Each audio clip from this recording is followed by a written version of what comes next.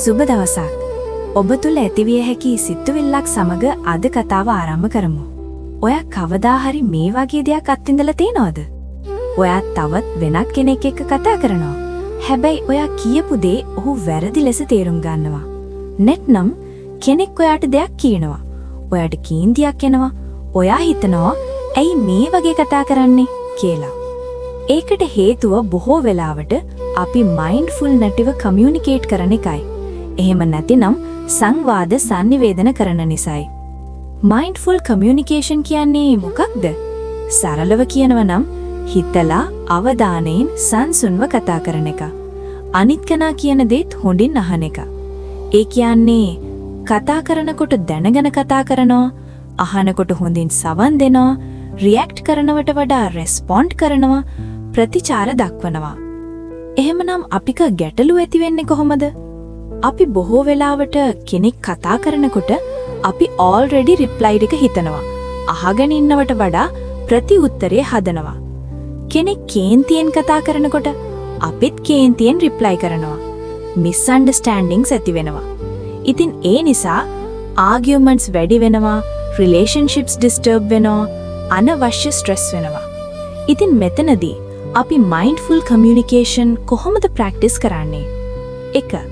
කතා කරනකොට විරාමයක් තියන්න. ඔයාට කේන්තියක් ආවොත් එකපාරට reply කරන්න එපා. ටිකක් නතර වෙන්න, හුස්ම ගන්න. අන්න එතකොට ඔයාට වැරදි වචන කියවෙන්නේ, situation calm වෙනවා, සංසුන් වෙනවා. 2. අහනකොට හොඳින් සවන් දෙන්න. කෙනෙක් කතා කරනකොට ෆෝන් එක බලන්න එපා. අතරින් පතර ඉන්ටරප්ට් කරන්න එපා. මෙතින් කතා කරන්න එපා. මම ඇත්තටම මේ කෙනා අහනවා කියන ફોකස් කරන්න. 3. සිම්පල් සහ ක්ලියර් කතා කරන්න. බර වචන අවශ්‍ය නැහැ. අනවශ්‍ය තර්ක මග හරින්න. සරල, සංසුන්, පැහැදිලි sannivedane ඊටම හොඳයි. 4. වචන බොහොම පරිස්සමින් තෝරන්න. ඔයා කියන වචන අනිත් කෙනාට රිදෙන්න පුළුවන්. ඒ නිසා harsh words නැතිනම් පරුෂ නොහොබිනා වචන මගහරින්න. respectful වචන පාවිච්චි කරන්න.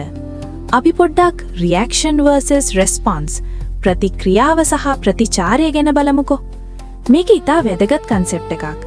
reaction නැතිනම් ප්‍රතික්‍රියාව කියන්නේ instant emotional reply එකක්. ඒ කියන්නේ හරිම ඉක්මන් කලබලකාරී reply එකක්. response ප්‍රතිචාරය කියන්නේ calm thoughtful reply එකක්. බොහොම සංසුන් කල්පනාකාරීව කරන reply එකක්. උදාහරණයක් හිතන්නකෝ. කෙනෙක් කේන්තියෙන් කතා කරනවා. X reaction එක තමයි ඔයාත් එහෙමයි කියන එක. ඒත් ඔය respond කරනවා මෙන්න මෙහෙම.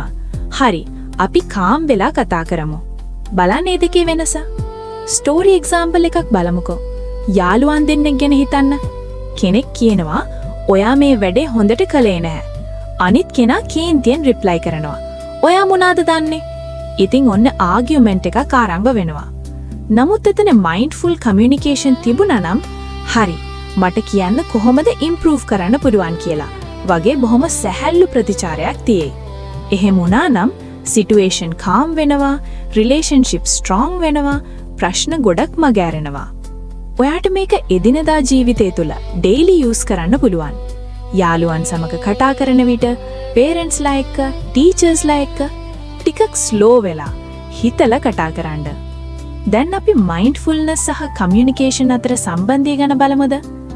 mindfulness practice එකෙන් ඔයාට emotions control කරන්න පුළුවන්.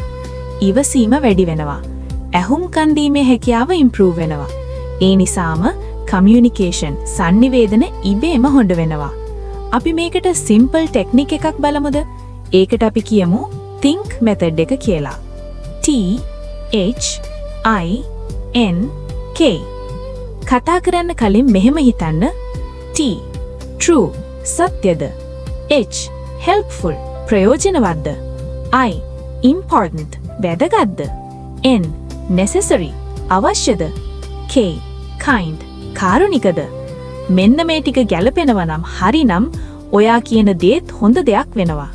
හොඳයි, එහෙනම් අපි අලුත් දවසක අලුත් වීඩියෝ එකකින් anger control කෝපය තරහ පාලනය කරගන්න ආකාරය ගැන mindfulness එක කතා කරමු.